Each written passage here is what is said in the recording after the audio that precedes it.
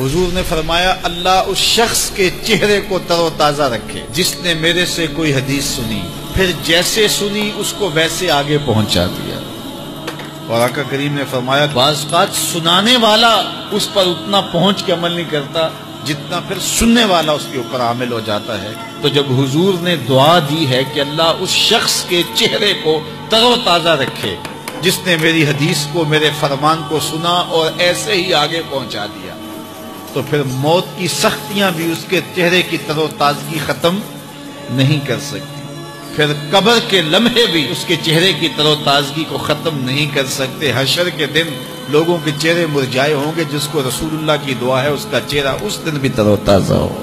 تو حضور علیہ الصلوۃ والسلام کے فرامین کو سننا، دیکھیے جو تفصیلی علوم ہیں ان کو حاصل کرنا، سیکھنا یہ ہر ایک کے لیے فرض نہیں ہے، لیکن جو ضروریات دین ہیں ان کو سیکھنا یہ فرض ہیں، یہ ہر ایک کے اوپر فرض ہے۔ اگر کوئی نہیں سیکھتا تو وہ گناہ گار ہے۔ اور اس میں نماز کے مسائل ہیں، روزے کے مسائل ہیں، حج کے مسائل ہیں، زکوٰۃ کے مسائل ہیں، اگر کاروبار کرتا ہے تو بیع و شراء کے مسائل ہیں، اور کفر اسلام کی ضروری باتیں ہیں کہ کفر کیا ہے، اسلام کیا ہے۔ تو یہ ساری ضروری چیزیں جو ہیں ایمانیات سے تعلق رکھتی ہیں، ان کا سیکھنا جو ہے ضروری علوم کا یہ ہر ایک کے اوپر فرض ہے۔ تو اس لیے آپ لوگ اپنا وقت کچھ نکال کر کے جو ہے وہ اس کے لیے صرف کریں، اور ضروریات دین سیکھنے کے لیے کچھ فرصت کے لمحے نکالیں۔ لوگ کتنے طویل ڈپلومے کرتے ہیں، کاروبار سیکھتے ہیں، کن علوم میں مہارت ہے جو ہمارے لیے بالکل غیر ضروری ہے۔ کسی نوجوان کے پاس بیٹھ جاؤ نا تو وہ تمہیں بتائے گا کہ کس کرکٹر نے کس میچ میں کتنے سکور کیے تھے، لوگوں کی یہاں تک معلومات ہے۔ اور وہ 15 سال پرانا میچ ہے، اس کے اندر کس نے کتنے آؤٹ کیے تھے، کتنے وکٹیں لی تھیں، کتنے جو ہے وہ اس نے سکور کیے تھے، اور اس کی پوری زندگی کے سکور کتنے ہیں، کیسی کیلکولیشن ہے، اور کس قدر لوگوں کا پکا حساب ہے۔ یہ وہ چیز ہے جس کا نہ دنیا میں فائدہ نہ آخرت میں فائدہ، لیکن دلچسپی ہے نا، جس چیز سے دلچسپی ہو تو وہ چیز خود بخود ازبر ہوتی چلی جاتی ہے۔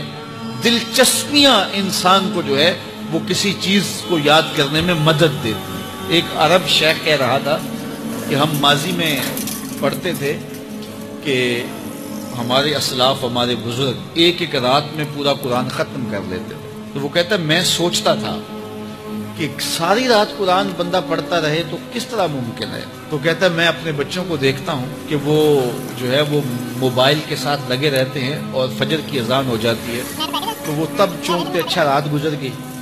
تو میں کہتا ہوں نوجوان کی دلچسپیاں کچھ اور ہیں، اور وہ بھی اس شغف کی وجہ سے ایسا کھبا کہ رات گزر گئی اور اس کو پتہ ہی نہ چلا۔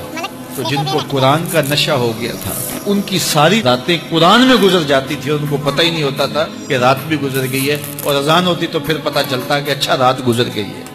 تو یہ شوق اگر پیدا ہو، شوق تو دیکھیے یہ گیموں کا پیدا ہو جائے، کھیلوں کا پیدا ہو جائے، تو وہ انسان کو کیا کچھ سکھا دیتا ہے۔ اور جس کے سینے میں کتاب اللہ کا شوق پیدا ہو جائے تو پھر کیوں نہ اس کے سینے کے اندر جو ہے وہ طلب کتاب اللہ کی تلاوت کی پیدا ہوگی۔ تو اپنے سینوں میں علم حاصل کرنے کا شوق پیدا کرو، علم سیکھو، اپنی نسل